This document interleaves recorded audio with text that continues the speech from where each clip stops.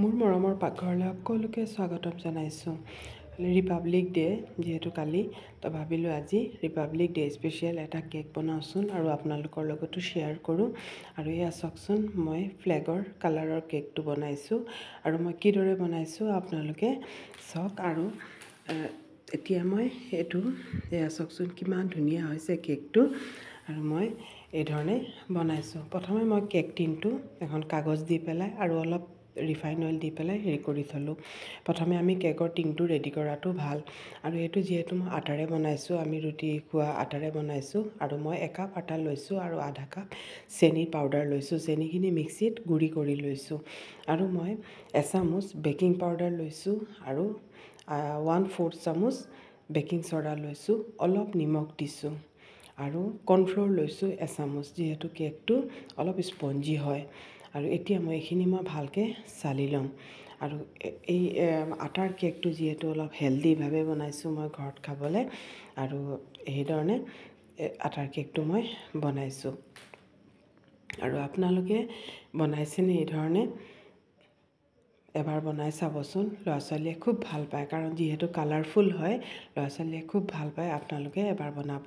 আৰু এইখিনি মই ভালকৈ চালি ল'লোঁ। চালিলে কি হয়, তেতিয়া বেকিং পাউডাৰ বেকিং চ'ডা আটাৰ লগত খুব ভালকৈ মিক্স হৈ যায়। আৰু চালাৰ পিছত আকৌ ভালকৈ চামুচেৰে মই মিক্স কৰি দিলোঁ। আৰু মই এইটো এটা কণীৰে বনাম। বিনা কণীৰেও মোৰ ভিডিঅ'বোৰ দিয়া আছে মোৰ চেনেলত, আপোনালোকে চাব পাৰে। আৰু এটাই কণী দিছোঁ মই, আৰু ইয়াত আধা কাপ ৰিফাইন অইল দিছোঁ। আৰু দি পেলাই এইখিনি মই খুব ভালকৈ মিক্স কৰি ল'ম। তেল আৰু কণী মই খুব ভালকৈ মিক্স কৰি ল'ম। পূৰা ভালকৈ ফেটি ল'ব। তেল আৰু কণী যাতে পূৰা ভালকৈ মিক্স হৈ যায়। আৰু ইয়াত মই আধা কাপ গাখীৰ লৈছোঁ। আৰু আধা কাপতকৈ মই অলপ কম দিছোঁ, কাৰণ মই একেবাৰে আধা কাপ দি দিয়া নাই। যদি পিছত বেছি ঢিলা হৈ যায়, তেতিয়াহ'লে কিন্তু কেকটো নুফুলিব। সেইকাৰণে মই এতিয়া ইমানখিনি দিছোঁ। পিছত যদি দৰকাৰ পৰে, তেতিয়াহ'লে মই পিছত আকৌ দিম। এতিয়া মই এইখিনি ভালকৈ মিক্স কৰি লৈছোঁ। আৰু এতিয়া মই গোটেইখিনি দি দিছোঁ। দি পেলাই এই ধৰণে মই ভালকৈ মিক্স কৰি ল'ম। আৰু আপোনালোকে যদি ভাবে চেনিৰে বনাবলৈ মন যোৱা নাই, আপোনালোকে গুড়েৰেও বনাব পাৰে। খুব ধুনীয়া হয় কেকটো। কিন্তু এইটো গুড়েৰে বনালে নহ'ব, কাৰণ এইটো যিহেতু মই অলপ কালাৰ ইউজ কৰিছোঁ, আৰু যিহেতু মই ৰিপাব্লিক ডে'ৰ কাৰণে অলপ ফ্লেগৰ কালাৰটো ইয়াত দিবলৈ চেষ্টা কৰিছোঁ, আৰু সেইকাৰণে এইটো গুড় দি নবনাব। এইটো এনেই প্লেইনে বনাব চেনিৰে। আৰু এতিয়া মই দি পেলাই এইখিনি খুব ভালকৈ মিক্স কৰি লৈছোঁ। এয়া চাওকচোন, এই কনচিষ্টেঞ্চিটো হ'ব লাগে। আৰু চব গাখীৰ মই আগত যিখিনি দিছোঁ, সেইখিনি গাখীৰে হৈ গ'ল। আৰু যদি মই কণী নিদিলোঁহেঁতেন, তেতিয়াহ'লে কিন্তু মোৰ আধা কাপতকৈ অলপ বেছিয়ে গাখীৰ লাগিলেহেঁতেন। আৰু এতিয়া মই 3টা বাতি লৈছোঁ। 3টা বাতি লৈ আৰু বেটাৰখিনি 3টা বাতিত এই সমান পৰিমাণে মই এইখিনি বেটাৰখিনি 3টা বাতিত মই দি দিম। এয়া চাওক, এই ধৰণে মই দি দিছোঁ। আৰু একেবাৰে সহজ হয়। এই ধৰণে এবাৰ বনাই চাবচোন, খুব ভাল লাগে। আৰু এতিয়া মই কি কৰিছোঁ, 3টা বাতিত এটা গ্ৰীণ কালাৰ দিম। এটা বাতিত গ্ৰীণ কালাৰ দিছোঁ, এটা বাতিত অৰেঞ্জ কালাৰ দিছোঁ, আৰু এটা বাতিত মই অলপ হোৱাইট ফুড কালাৰ হয়, হোৱাইট ফুড কালাৰ দিছোঁ। আৰু এয়া চাওক, মই এই ধৰণে 3টাতে মই কালাৰ ব্যৱহাৰ কৰিছোঁ। আৰু এতিয়া মই চামুচো 3খনে ব্যৱহাৰ কৰিব, নহ'লে কি হয়, কালাৰবোৰ মিক্স হৈ যাব। আৰু এই ধৰণে মই গোটেইখিনি ভালকৈ কালাৰখিনি মিক্স কৰি ল'ম। এয়া চাওক, মই এইখিনি কালাৰখিনি মিক্স কৰিছোঁ। আৰু যদি মোৰ চেনেলটো ভাল লাগে, ভিডিঅ'বোৰ ভাল লাগে, তেতিয়াহ'লে প্লিজ, যদি কোনোবা নতুন যদি আছে, তেতিয়াহ'লে প্লিজ ছাবস্ক্ৰাইব কৰিব। আৰু মোৰ কালাৰটো অলপ কম লাগিছিলে, আৰু সেইকাৰণে মই ইয়াত অলপ কালাৰটো আৰু অলপ এড কৰি দিছোঁ।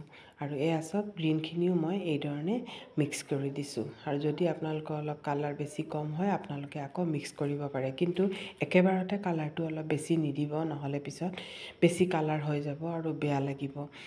কালাৰৰ হয়তো টেষ্টটো অলপ বেয়া লাগিব। সেইকাৰণে প্ৰথমতে অলপ দিব, মিক্স কৰি ল'ব। তাৰপিছত যদি দৰকাৰ হয়, তেতিয়াহ'লে পিছত আপোনালোকে কালাৰটো ব্যৱহাৰ কৰিব।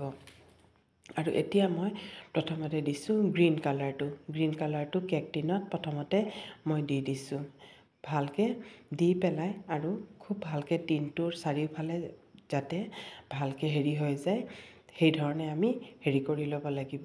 এই ধৰণে মই অলপ টেপ কৰি দিছোঁ মানে ভালকৈ অলপ চাৰিওফালে কালাৰটো লাগি যায়, কাৰণ বেটাৰটো মই অলপ টাইট কৰিছোঁ, বেছি ঢিলা কৰা নাই। বেছি ঢিলা কৰিলে কি হয়, কেতিয়াবা চাব কেতিয়াবা কেকটো নুফুলে।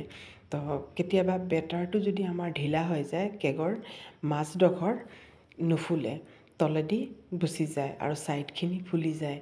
আৰু এতিয়া মই এইখিনি বগাখিনিও দি দিছোঁ মাজত।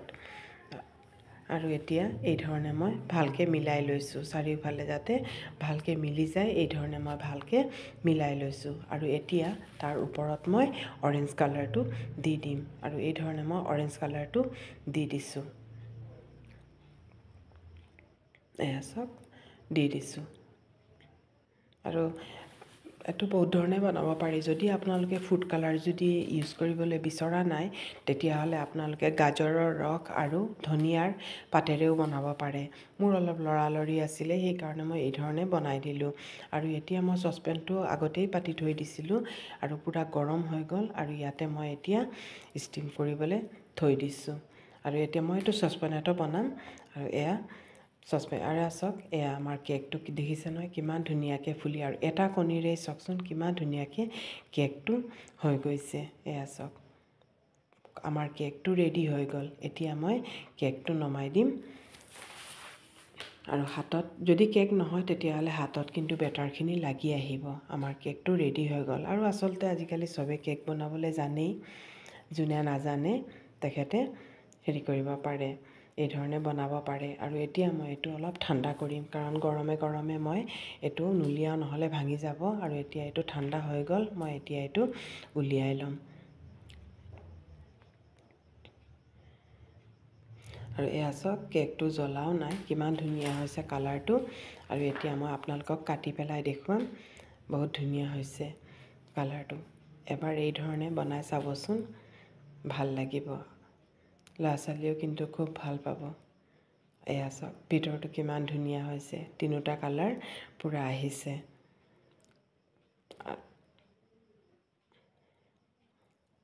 নিশ্চয় আপোনালোকে ট্ৰাই কৰিব বুলি আশা কৰিছোঁ।